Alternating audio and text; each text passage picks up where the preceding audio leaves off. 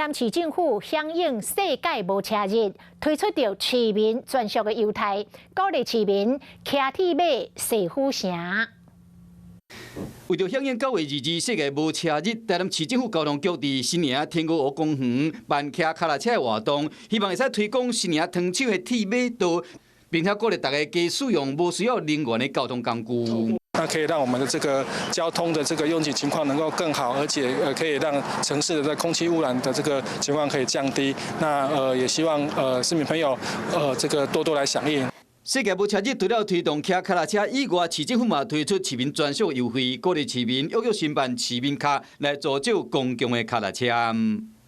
市民朋友如果使用市民卡来骑乘这个 U-Bike 系统，我们都是这个都有全时段半价优惠。即马台南的公共脚踏车已经完成500个站点，未来交通局将会继续伫台南各地推广铁马道，鼓励市民多多的使用。嘛欢迎全国乡亲去台南佚佗，做伙节能减碳爱地球。